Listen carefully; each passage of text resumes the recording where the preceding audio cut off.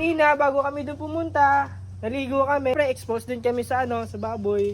Puta mo mana jipoy! Ano na yung panegosyo? So guys, good morning! Umagang umaga, alauna na ng hapon. Ngayong araw pala guys, isasalin ko yung baboy ko sa kabilang kulungan kasi 'di ba kung makikita nyo sa mga video ko, nasa iisang kulungan lang yung baboy ko at yung kay Junel. So isasalin ko sa kabila para malalaman ko talaga kung magkano yung nagagasto ko dito sa pagkain. Kasi sa ngayon, nag-share kami ng pagkain ni Junel sa baboy namin. Kaya para malaman ko kung magkano na ba yung nagagasto ko dito simula sa nabili ko ito hanggang sa disposal. Dito si Junel, busy muna kasi magluluto daw kami ngayon ng baboy. Yan. Bale, mamarinate lang to ni Junel. Pagkatapos, doon na kami. Isasali na namin. Let's go. Yung balat pala ng baboy, bale, nilaga muna ni Junel para mamaya hindi masyadong makunat. Kakain muna kami bago kami magsali ng baboy doon. Let's go. So guys, kakatapos na namin pala kumain. Bale, isasali na namin dito yung alaga kong baboy doon sa pinaglalagyan ko ng alaga kong crayfish doon. Doon. Then yung alaga kong crayfish, dito muna natin sila ilalagay. Ito nilinisan na ni Junel. Then habang naglilinis dito si Junel, papaliguan ko muna dito silang lahat kasi medyo madumi dito yung alaga natin bago natin isalin doon sa kabila. Let's go.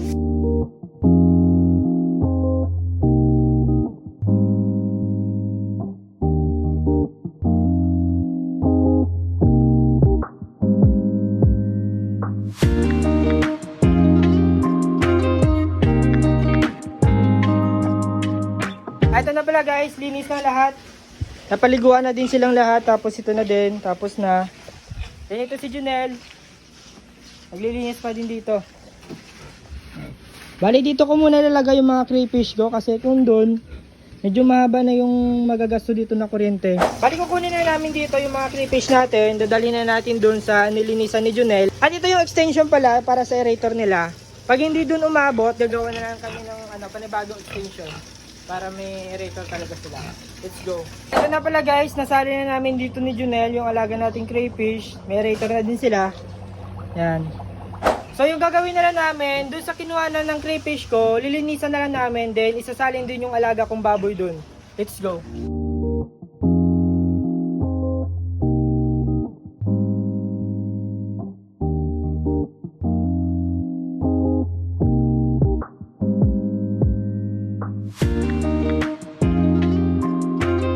So guys, tapos na pala namin linisan ito, bale, mamaya na lang namin isasalin yung baboy ko dito. Papatuyuin muna namin ito. Let's go. So guys, habang nagpapatuyo kami doon sa nilinisan namin para sa salina ng biik ko, dito si Junel, gumagawa na dito ng barbecue para sa ulam namin.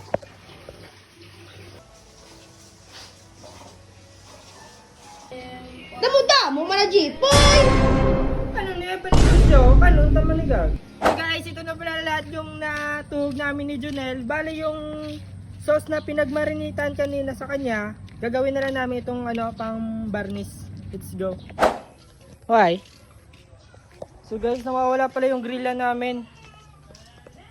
Arin na lang oh. Yun na lang. Tignan ka ito ba? Isin na lang namin to hanggang maluto kasi kung makikita nyo sobrang taas talaga. Didiskartehan na lang yan ni Junel. Diba part? Yes. Yes. So let's go. Part. Kaya maluto.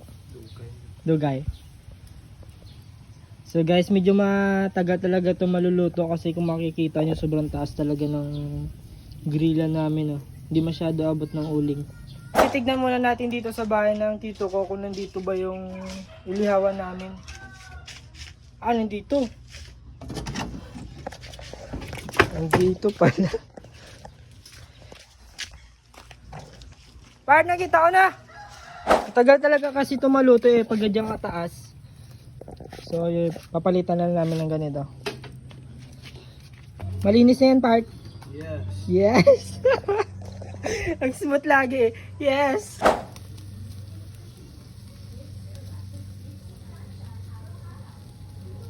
Naluto na dito ng unang batch. Titikman natin. Kung masarap ba to, Junel?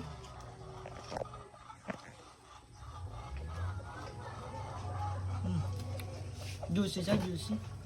Oh.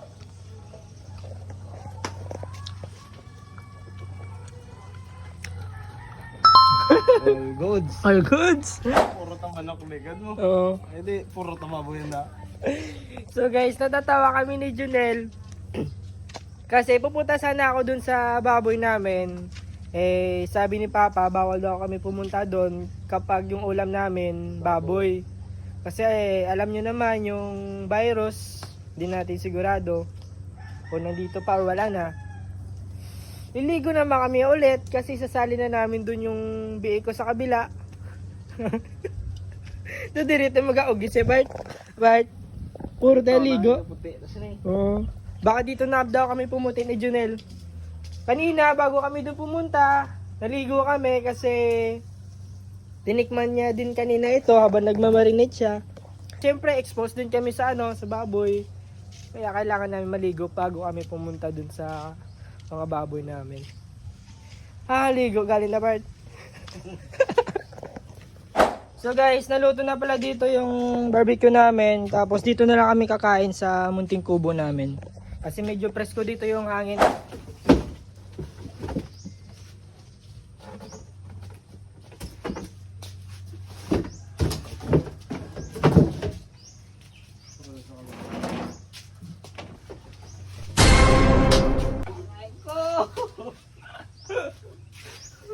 Bokol yan. Kakain lang kami. Pagkatapos namin kumain, isasali na namin yung bacon dun sa kabila. Let's go.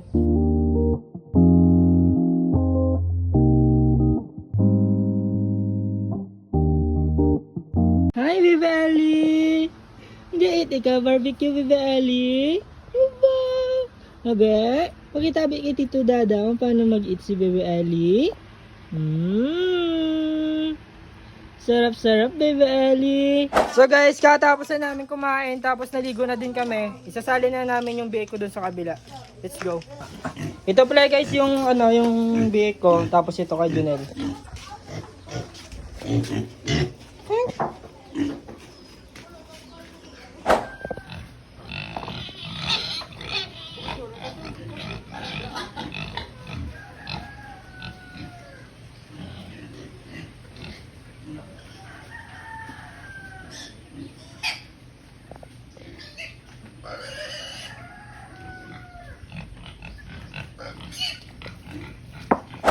Ito na pala guys yung bake natin, sinali na natin dito.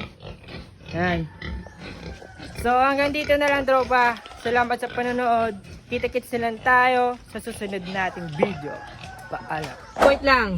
Kung gusto mo din kumita ng ganito karaming pera, nasa comment section ko lang yung link. Let's go.